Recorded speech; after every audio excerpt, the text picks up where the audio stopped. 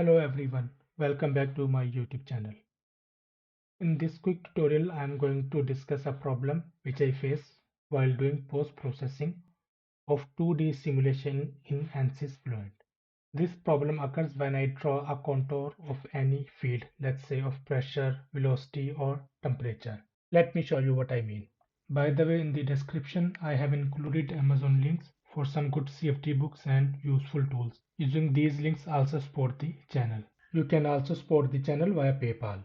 Suppose I have this case which I have already solved. We are not going to talk about this case, but let me draw a pressure contour for this case.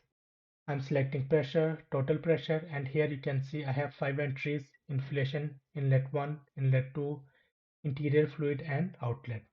Here is our inlet 1, inlet 2, here is our outlet, and this central portion is the interior fluid, and all these are all walls. When I hit save display, we receive this kind of pressure field. You see, we are getting this field on the mesh. We are not getting solid surface. Same, let's try with the temperature. I am selecting temperature, static temperature, and all these surfaces, and you can see still we are getting this temperature field on the mesh. We are not getting any surface. And same you can see with the velocity. For a long period of time, I was not sure how I can get a solid surface. I tried to look into the documentation into help, but I couldn't find. But actually it was pretty easy to get the solid surface over here, which I have defined as a fluid.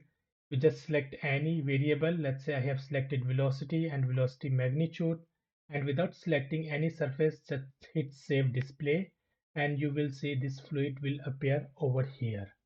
I'm hitting save display and you can see now fluid has appeared, and you can also see now our mesh has converted into the solid surface.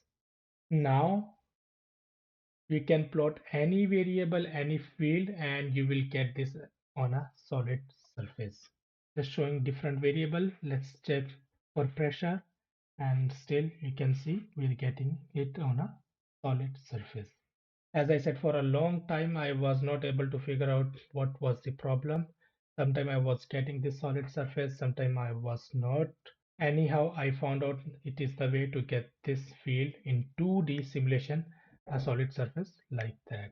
And same thing you can do in 3D. If any of your surface is missing, just select any variable and without selecting any surface, hit save display and you will get your surface available over here, what you have defined already in name selection. So that's it for this video. I hope you found this tutorial helpful. Thanks for watching and see you in the next video.